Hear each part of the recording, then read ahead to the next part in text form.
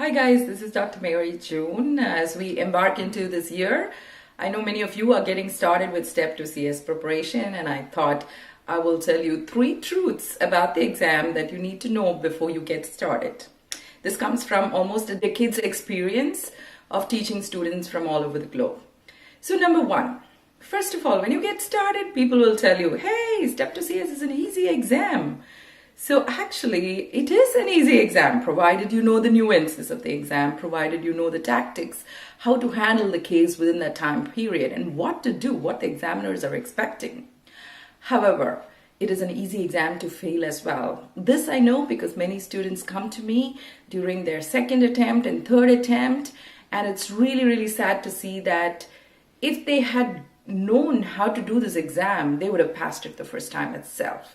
So don't be one of them. Know what this exam is all about, what the examiners need for you to pass the ICE component, the SAP component, the CIS component, and then embark on this journey. Truth number 2 is that you need to know how to do one case correct.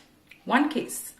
If you know how to do one case correct, then go ahead and practice multiple cases. What I see among students, they've practiced all the cases, all the 44 cases, but practiced it the wrong way.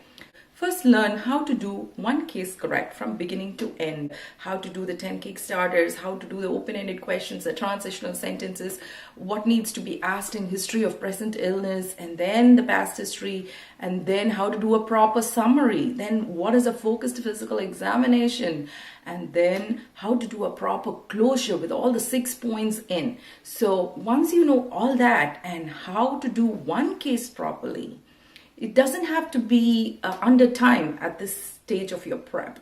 Again, there are different stages of Step to CS prep, which I'll be discussing in another video.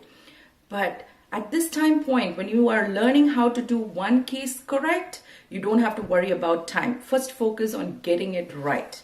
And then you start working on your time. So then start practicing different cases with different systems, and then try to time it and be under the 15-minute mark.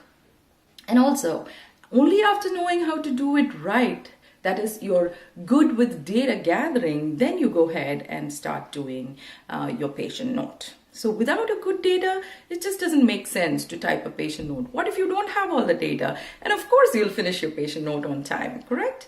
So don't do that mistake. Okay, let's go to truth number 3. When to take the mock exam. The general trend that I see among students is they take the first aid book, go through the first aid book, then pick a partner and start practicing. Once they start practicing, then they think they're ready to go for the mock exam. That's not true. You cannot go for a mock exam by just going through these cases. You need a personal assessment to find out what are your strengths and weaknesses. And this doesn't come from your study partners because they are in the same boat as you are. So try to get into a system where you get a personal assessment, maybe from some of the seniors who have passed the exam, or from some of your professors, or a personal coach. Do not go and sit in a coaching class thinking that when you come out of the coaching class, you're going to be ready for the exam. No, you're not, because in those 3 or 4 days workshop, they're just going to download the information on you, all that you need to know about Step to CS. But Step to CS is a process where you learn how to do things, and you should be able to do it in the real exam. Remember, on the day of the exam, it's just you and the doorway information and the SP. So you need to be ready for that. There may be 12 students taking the case with you, but you are on your own when you stand in front of that door. So you need to get ready to face this exam. And that comes with knowing the right material and then practicing it the right way, and then finally being able to do it on time. So it's a process and it takes time. It doesn't happen over 3 or 4 days.